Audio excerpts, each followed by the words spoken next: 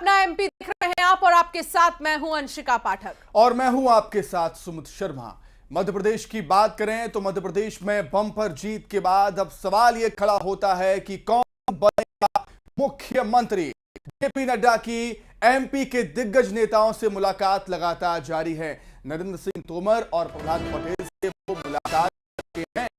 संसद भवन परिसर में बैठक हुई है और आपको बता दें कि और प्रचंड के बाद सवाल है कि आखिर कौन बनेगा मुख्यमंत्री। मुख्यमंत्री का चेहरा कई सारे नेता इसमें है। जेपी नड्डा एमपी के नेताओं से मुलाकात भी हुई है। नरेंद्र सिंह तोमर और प्रहलाद पटेल से उनकी मुलाकात हुई। संसद भवन परिसर में बैठक भी हुई। बता दें कि नरेंद्र सिंह तोमर जो कि दिमनी से प्रत्याशी थे, प्रचंड जीत उन्होंने हासिल की है और प्रहलाद पटेल जो कि नरसिंहपुर से प्रत्याशी बनाए गए थे और उन्होंने भी जीत हासिल की अपनी सीट से। इसके बाद जेपी नड्डा की मुलाकात दोनों ही दिग्गज नेताओं से हुई। इस बार केंद्रीय मंत्री के तौर पर दोनों ही चेहरों को उतारा गया चुनावी मैदान में और अब आज के दिन दोनों ही नेताओं से मुलाकात जेपी नड्डा की हुई है संसद भवन परिसर में। बिल्कुल अंशिका, मुलाकातों का दौर लगातार जारी है। प्रचंड जीत के बाद जो बीजेपी के दिग्गज नेता हैं एमपी के प्रदेश के, वो लगातार केंद्रीय नेतृत्व से मुलाकातें कर रही हैं। कल सिंधिया जी मिलने के लिए पहुंचे थे, वीडी शर्मा जी भी मिलने के लिए पहुंचे थे और भी जो कई नेता थे, कैलाश विजयवर्गीय भी मिलने के लिए पहुंचे थे और आज नरेंद्र सिंह तोमर, प्रहलाद सिंह पटेल ने फिर से मुलाकात की है जेपी नड्डा से। इसीलिए कयास लगाए जा रहे हैं, हटकलों का बाजार गर्म है कि मध्य प्रदेश में मुख्यमंत्री कौन होगा।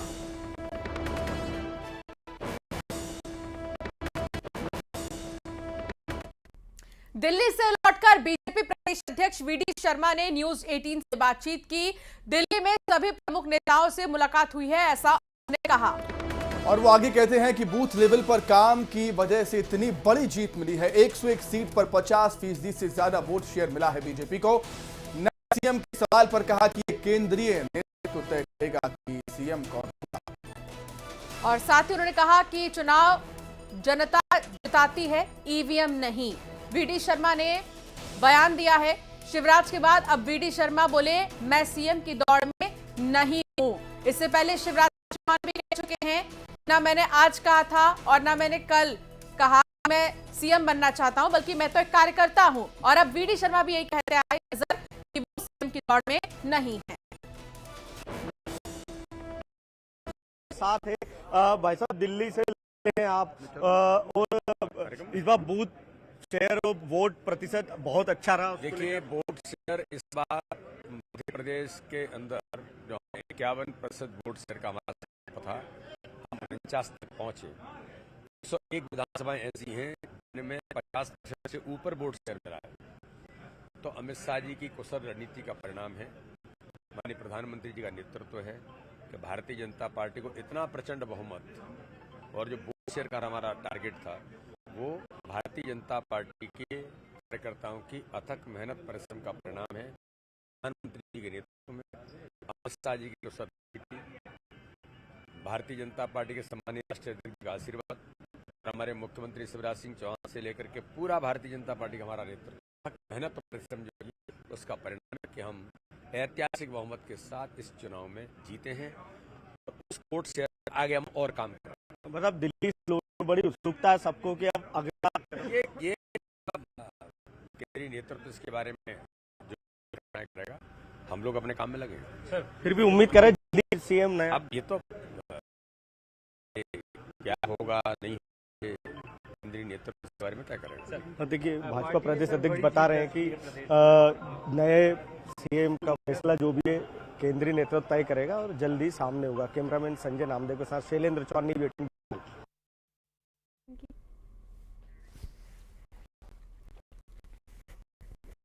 तो दिल्ली में सभी प्रमुख नेताओं से मुलाकात हुई है। वीडी शर्मा ने कहा बूथ लेवल पर काम की वजह से जीत मिली है। उन्होंने बूथ लेवल किस तरीके से काम किया गया था उस चीज को दिया है।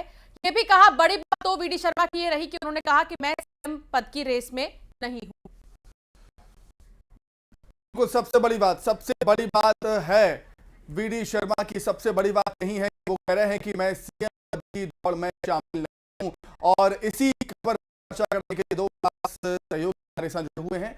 भोपाल से शैलेंद्र चौहान हैं और दिल्ली से अशरफ काज़मी हमारे साथ जुड़े हुए हैं। अशरफ, सबसे पहले मैं आपके पास आ रहा हूं। सस्पेंस अभी भी बना है क्योंकि जो एमपी के दिग्गज नेता हैं लगातार केंद्रीय नेतृत्व से मुलाकात कर रहे हैं। कल भी मुलाकातों का दौर चला था, आज भी मुलाकातों का दौर चल रहा है। वीडी शर्मा तो कह रहे हैं कि मैं सीएम पद की रेस में नहीं हूं और सीएम शिवराज ने तो साफ कर दिया है कि मैं कार्यकर्ता हूं, पार्टी जो भी जिम्मेदारी देगी वो करूंगा। लेकिन सस्पेंस अभी भी बना हुआ कि सीएम कौन। अशरफ। हाँ बिल्कुल सुमित, देखिए कोई भी पदाधिकारी ये नहीं कहेगा कि मैं मुख्यमंत्री की दौड़ में हूँ। आप इसका उदाहरण देखिए कि वर्तमान मुख्यमंत्री शिवराज सिंह चौहान जो सबसे प्रबल दावेदार है, जिनका नाम सबसे ऊपर मुख्यमंत्री है, उन्हीं के नेतृत्व में पार्टी ने चुनाव जीता है, वो सबसे प्रमुख दावेदार है। वो खुद अपने आप को कह रहे हैं कि मैं रेस में नहीं हूँ। जो भी पदाधिकारी हैं सब जानते हैं कि वो रेस में हैं, मुख्यमंत्री की दौड़ में वो शामिल हैं, चाहे वो केंद्रीय मंत्री हों या प्रदेश अध्यक्ष हों या मुख्यमंत्री शिवराज सिंह चौहान हो, ये हैं प्रबल दावेदार। लेकिन कहेगा कोई कुछ भी अपने मुंह से नहीं, क्योंकि इस तरह की पार्टी में व्यवस्था बनी हुई है, वो यहाँ पे शासन का मामला है। हाँ, ये जरूर है कि जो भी फैसला लिया जाएगा केंद्रीय नेतृत्व की तरफ लिया जाएगा। कल प्रदेश अध्यक्ष वीडी शर्मा उनकी मुलाकात हुई, राष्ट्रपति से केंद्रीय मंत्रियों की मुलाकात हो चुकी और आज भी फिर केंद्रीय मंत्रियों की मुलाकात यहाँ पर हुई है जो मध्य प्रदेश से हैं, चाहे वो नरेंद्र सिंह प्रहलाद पटेल हो, इन सबकी मुलाकात यहाँ पार्टी के राष्ट्रीय नेतृत्व है। तो ये जो मुलाकातों का दौर चल रहा है वो ऐसे नहीं है। वो जो असली मुद्दा है कि मुख्यमंत्री कौन बनेगा उसी को लेकर चर्चा की जा रही। कल प्रधानमंत्री आवास में बीतने करीब 3.5-4 घंटे के आसपास देर रात तक बैठक चली और उसमें किया गया कि मध्य प्रदेश, छत्तीसगढ़, राजस्थान का मुख्यमंत्री कौन होगा, कौन सबसे ज्यादा जातीय समीकरण और क्षेत्रीय समीकरण में फिट बैठता है। और दूसरी जो महत्वपूर्ण बात है कि 2024 लोकसभा चुनाव को जितवाने में कौन मुख्यमंत्री ज्यादा अपनी भूमिका अदा कर सकता है। आप ठीक कह रहे हैं अशरफ। शैलेंद्र लगातार साथ जुड़े हैं। शैलेंद्र, वीडी शर्मा का ये कहना कि मैं मुख्यमंत्री के नहीं हूं, दूसरा शिवराज सिंह चौहान जिनके चेहरे पर पूरा चुनाव खेला गया, पूरा चुनाव लड़ा गया, अभी अशरफ भी कह रहे थे, दोनों का ही ये कहना कि हम रेस में नहीं है, यानी कि मध्य प्रदेश के नेताओं का कहना कि हम मुख्यमंत्री रेस में नहीं है। इसके मायने क्या निकाले जाए? देखिए सीधी सी बात है, मध्य प्रदेश के संगठन को पूरी बीजेपी राष्ट्रीय स्तर पर भी सबसे बेस्ट संगठन मध्य प्रदेश, तो मध्य प्रदेश के नेता हमेशा अनुशासन की करते हैं। तो यही आता है कि कभी कोई नेता खुलकर विरोध नहीं करता है, कभी खुलकर नहीं बोलता है कि मैं दावेदार हूं, या किसी का विरोध भी करना हो तो पब्लिक में कभी सामने नहीं आते हैं। कहीं जो सीएम पद की दौड़ की बात है, जिसके अशरफ जी ने बताया कि ये होता आया है कि हमें कभी भी सीएम पद की बात आती है किसी दावेदारी की तो दौड़ में सब होते हैं, रेस में सब होते हैं, लेकिन कभी वो स्वीकारते नहीं है कि मैं दौड़ में हूं। कल सीएम ने कि मैं किसी तरह की सीएम पद की दौड़ में नहीं हूं। आज वीडी शर्मा ने भी बड़ा बयान दिया, उन्होंने भी कहा प्रदेश अध्यक्ष है वो दौड़ में बने हुए लगातार, लेकिन उन्होंने कहा कि पार्टी जो काम देगी मैं किसी तरह की दौड़ में ना था ना हूं। तो इन बड़े समझ शैलेंद्र, क्या नेता समझ गए हैं कि केंद्रीय मंत्री चुनावी मैदान में उतारा है, तो जाहिर बात है तवज्जो भी उन्हें दिया जाएगा। और अभी मीटिंग भी हुई जेपी नड्डा, मंत्रियों को चुनाव मैदान में उतारा है, तो निश्चित ही ये पार्टी की एक बड़ी रणनीति थी और उसका भाजपा को फायदा मिला है। सभी केंद्रीय मंत्रियों के गढ़ में भाजपा को बड़ी लीड मिली है, लेकिन ये नहीं माना जा सकता कि होगा। ये सारा फैसला राष्ट्रीय नेतृत्व को करना है, तो नेता जो सीनियर लीडर है, जेपी नड्डा हो, अमित शाह हो, पीएम मोदी हो, जिनकी बैठक भी हुई दिल्ली में, तो ये सभी नामों पर निश्चित ही मंथन हो रहा है, चर्चा हो रही होगी। मंथन का सिलसिला अभी भी लगातार जारी है। शैलेंद्र, बहुत शुक्रिया जानकारी साझा करने के लिए। अशरफ, आप बने रहिए, आगे भी आपसे जानकारी लेंगे। ठीक है, चलिए अब बात कर लेते हैं कांग्रेस की। कांग्रेस में हार के बाद हाहाकार मचा हुआ है। कमलनाथ अपना इस्तीफा दे सकते हैं। कमलनाथ पीसीसी अध्यक्ष पद से इस्तीफा दे सकते हैं। कमलनाथ ने मल्लिकार्जुन खड़गे से मुलाकात भी की है। चुनाव में हार के कारणों को लेकर इसमें चर्चा हुई है। कमलनाथ प्रदेश से इस्तीफा दे सकते हैं कहा जा रहा है, क्योंकि कमलनाथ के नेतृत्व में ही पूरा चुनाव लड़ा गया था और अब ये भी कहा जा सकता है कि कमलनाथ क्या हार की जिम्मेदारी ले रहे हैं, ये सबसे बड़ी चीज। और अभी भी इस पर सस्पेंस बरकरार है क्योंकि मंथन का दौर जारी है कांग्रेस में कि आखिर कांग्रेस चुनाव हारी तो हारी क्यों।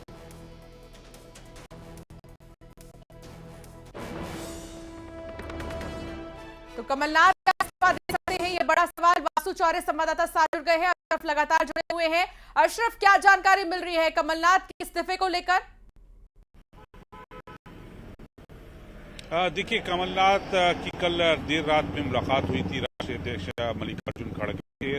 उन्होंने अपना पूरा चुनाव का बताया किस तरह से हमने लड़े, किन मुद्दों को लेकर लड़े और जो परिणाम आए वो पार्टी के अनुरूप नहीं। तो ये उन्होंने बात रखी और हार के कई कारण भी उन्होंने कहे। साथ साथ उन्होंने नैतिकता के आधार पर अपने इस्तीफे की भी पेशकश की है।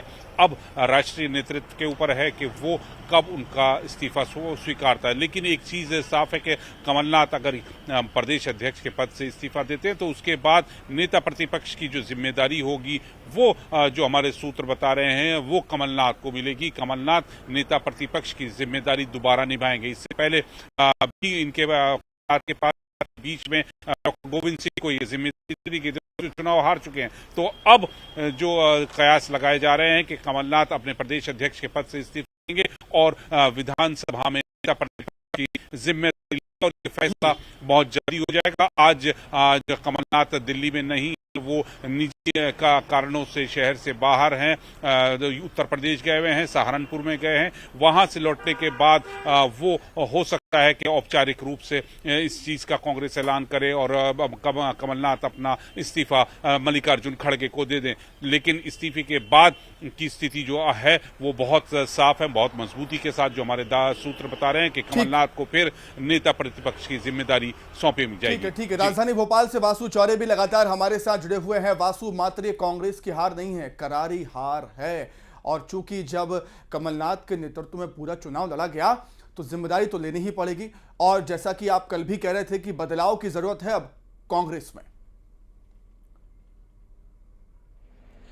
निश्चित तौर पर सुमित, देखिए, कोई मध्य प्रदेश विधानसभा 2023 का तो एक बड़ा चुनाव था, लेकिन उसके पहले नगरीय निकाय के चुनाव हुए, पंचायतों के चुनाव हुए, वहां पर भी कांग्रेस को बीजेपी के ऊपर लीड मिलती हुई नजर नहीं आई। 2018 में कांग्रेस की सरकार बनी थी, वहां पे कमलनाथ के साथ ज्योतिरादित्य सिंधिया का भी चेहरा था, कांग्रेस कामयाब हुई थी।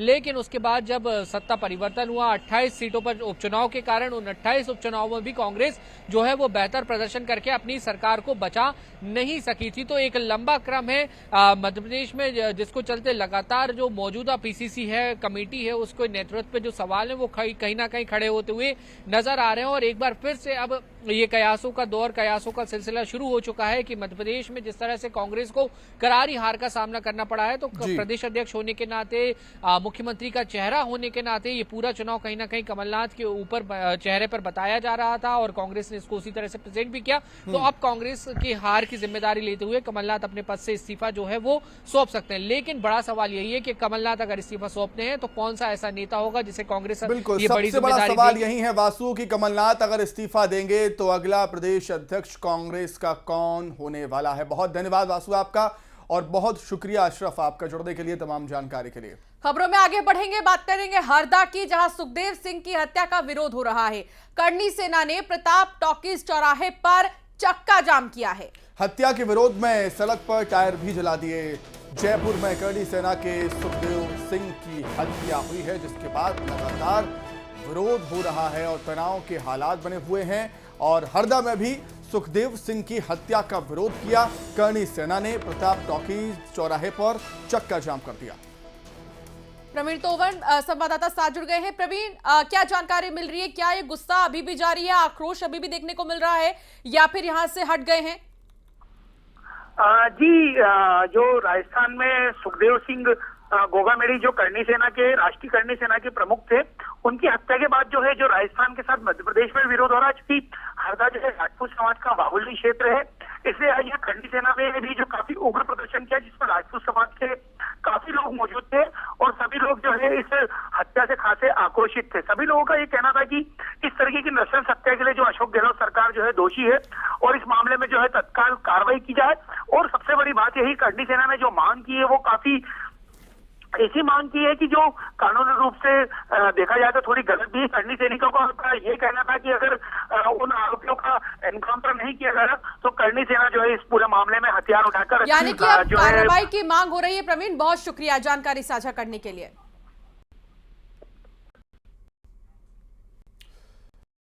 आगे बढ़ते हैं इंदौर से बड़ी खबर, जहां बड़ी मात्रा में नकली बाम बरामद हुई है। असली के नाम पर बिक रहा था नकली बाम। कोलकाता के अधिकारियों की शिकायत पर कार्रवाई हुई है। दवा बाजार मेडिकल से 4 पेटी नकली बाम जब्त हुआ है। एक आरोपी को क्राइम ब्रांच ने गिरफ्तार किया। इंदौर क्राइम ब्रांच ने बड़ी कार्रवाई की।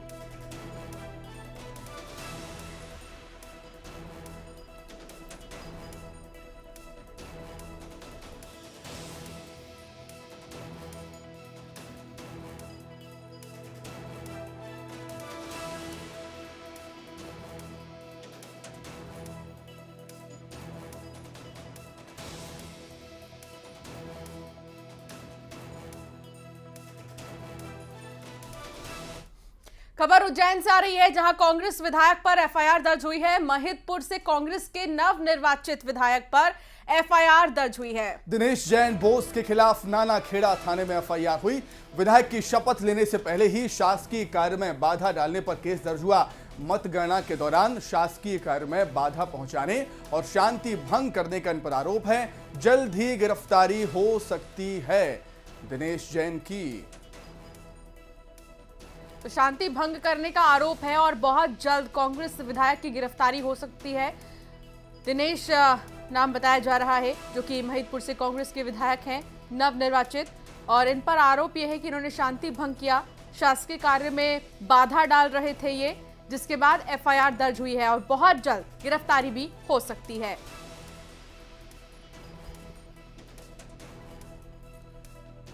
सिंगरौली से बड़ी खबर, जहां बेकाबू यात्री बस पलट गई है। कई यात्रियों के घायल होने की खबर है। मुडवानी डैम के पास ये हादसा हुआ। बस के पलटने से कई यात्री घायल हो गए हैं। बेकाबू यात्री बस पलटी है और कई यात्री घायल हुए हैं। सिंगरौली से ये बड़ी खबर मिल रही है, बेहद दुखद, लेकिन वजह अब तक नहीं साफ हो पाई है कि ये बस पलटी तो पलटी कैसे, लेकिन रफ्तार का कहर थमने का नाम नहीं ले रहा और ऐसे में ओवरलोडिंग भी एक बड़ी वजह हो सकती है।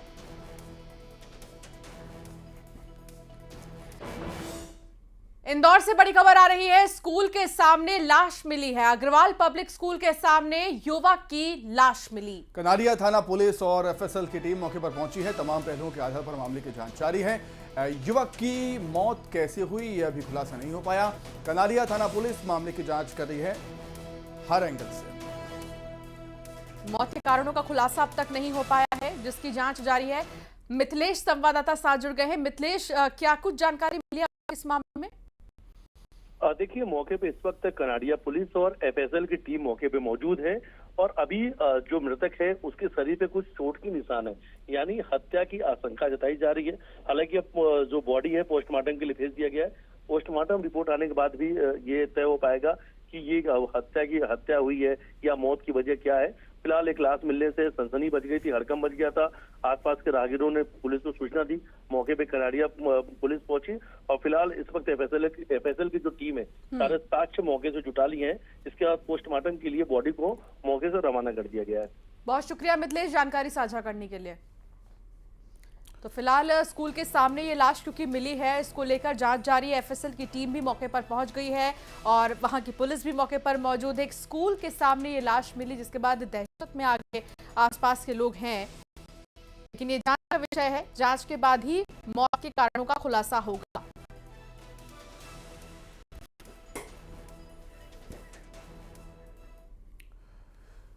और आइए अब देखेंगे T20।